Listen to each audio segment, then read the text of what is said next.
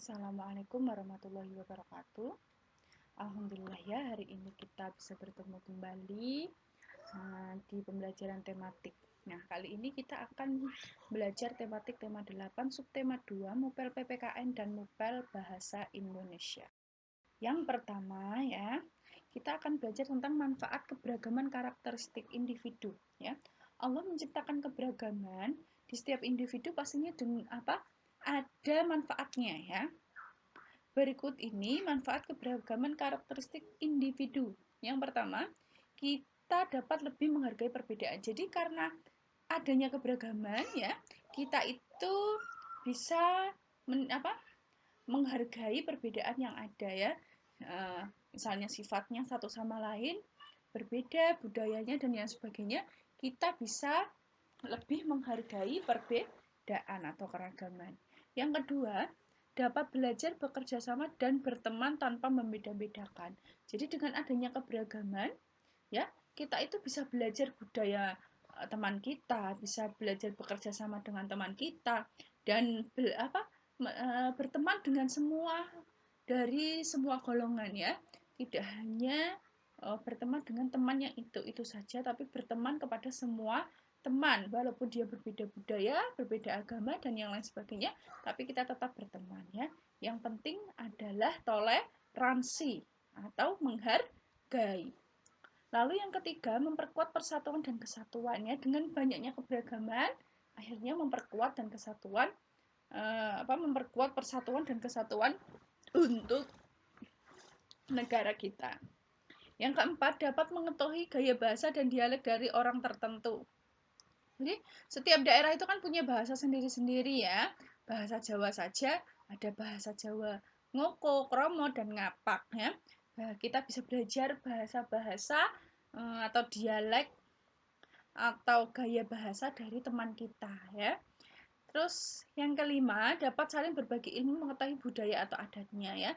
Dengan kita mempunyai teman berbeda daerah, kita akan saling bertukar pikiran, saling berbagi ilmu tentang budaya yang ada di daerah masing-masing. Seperti itu ya. Itu adalah manfaat keberagaman karakteristik individu. Nah, setelah tadi kita belajar tentang keragaman, kali ini kita akan belajar tentang keunikan suatu daerah. Nah, kita akan membaca teks yaitu tentang Provinsi Banten halaman 88. Ya. Pertama kita baca dulu. Apa yang ya? Di sini ada tentang kegiatan ekonomi ya. Jadi Banten itu ibu kotanya Kota Tangerang. Nah, ya kalian bisa lihat di situ. Ya, itu adalah yang di halaman 87 adalah gambar-gambar kawasan industri yang ada di Kota Tangerang. Nah, tahukah kalian letak Kota Tangerang? Kota Tangerang memiliki julukan Kota Seribu Industri. Sebab di kota ini terdapat pabrik-pabrik besar yang beroperasi. Selain julukan tersebut, masih ada keunikan lain Kota Tangerang. Mari kita kenali keunikan provinsi tersebut. Ya. Nah, itu adalah salah satu di buku ada gambar peta Provinsi Banten. Ya. Kota Tangerang terletak di Provinsi Banten. Tangerang merupakan kota unik dilihat dari kegiatan ekonominya. Jadi, masyarakat dapat dilihat dari hadirnya pasar tradisional yang terletak di Jalan Kisamun di pusat kota Tangerang hingga berdirinya banyak pabrik di Tangerang. Tangerang dijuluki Kota Seribu Industri karena merupakan pusat industri di Pulau Jawa. Di Tangerang berdiri lebih dari 1000 pabrik. Banyak perusahaan-perusahaan internasional yang memiliki pabrik di sana, contohnya Honda, Yamaha, terus banyak Oppo, Xiaomi. Pabriknya itu ada di Tangerang dan Batang, kalau Xiaomi itu. Terus Oppo ada di Tangerang, Samsung, ya itu juga ada di Tangerang. Banyak sekali perusahaan-perusahaan besar dan internasional itu berada di kota Tangerang. Selain keunikan pada kegiatan ekonomi, Tangerang memiliki keunikan dari bangunan-bangunan lama yang masih berdiri sampai sekarang. Nah, ini ada nama-nama bangunan dengan ciri khas atau keunikannya di daerah kota Tangerang ya, atau di daerah Provinsi Banten. Nah, kalian nanti ini sudah Bu Surli tuliskan nama bangunannya dan keunikannya, silahkan ditulis di tabel halaman 89 yang nomor 2 ya. Yang pertama ada kelenteng Bontek Bio. Terdapat ya, keunikannya itu terdapat lonceng tua yang dipercaya berasal dari Tiongkok yang dibuat tahun 1835. Yang kedua, Masjid Kali Pasir, yaitu memiliki keunikan arsitektur yang mengadopsi corak dari negara Tiongkok. Lalu yang ketiga, Museum Benteng Heritage, yaitu bangunan tua berarsitektur tradisional Tionghoa. Yang keempat, Monumen Lengkong, yaitu monumen sebuah simbol penghargaan bagi para anggota militer yang gugur karena memerangi Belanda ya. Jadi kebanyakan bangunan atau arsitektur di Kota Tangerang itu mengadopsi dari negara Tiongkok atau budaya Tionghoa. Nah, sekarang ya kita akan memahami tokoh dalam cerita fiksi. Ya, anak-anak silahkan buka halaman 103, yaitu tentang cerita fiksi Semut dan Belalang. Ya, kita baca ya. Semut dan Belalang. Pada siang hari di akhir musim gugur, satu keluarga semut yang telah bekerja keras sepanjang musim panas untuk mengumpulkan makanan, mengeringkan butiran-butiran gandum yang telah mereka kumpulkan selama musim panas. Jadi, semutnya itu mengumpulkan butiran-butiran gandum dan dikeringkan. Saat itu seekor belalang yang kelaparan dengan sebuah biola di tangan datang dan memohon dengan sangat agar keluarga semut itu memberikan sedikit makanan untuk dirinya. "Apa?" teriak semut dengan terkejut. "Tidaklah kamu telah mengumpulkan makanan, ya, mengumpulkan dan menyiapkan makanan untuk musim dingin yang akan datang?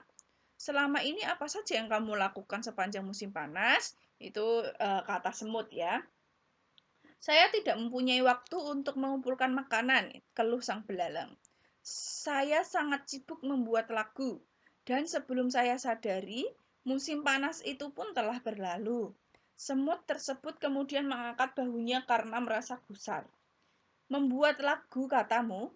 kata sang semut. "Baiklah, sekarang setelah lagu tersebut telah kamu selesaikan pada musim panas, sekarang saatnya kamu menari." Ya. Kemudian semut-semut tersebut membalikkan badan dan melanjutkan pekerjaan mereka tanpa memperdulikan sang belalang lagi.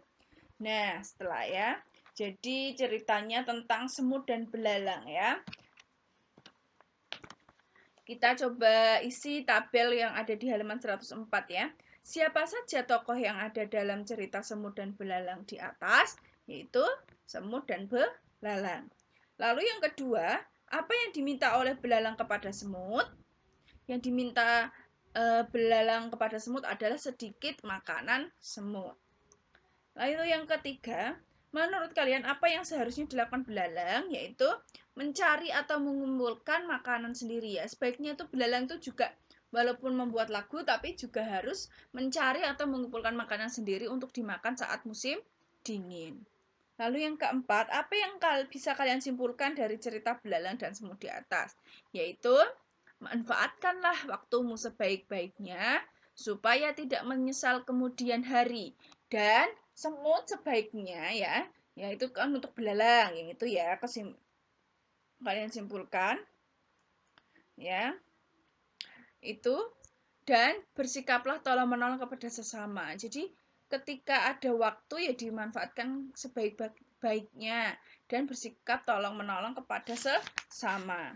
Ini kesimpulannya bahwa saat teman kita itu butuh bantuan ya kita bantu walaupun kita hanya bisa membantu sedikit. Tapi sebaiknya jika kita mempunyai waktu yang longgar juga kita manfaatkan sebaik-baiknya ya.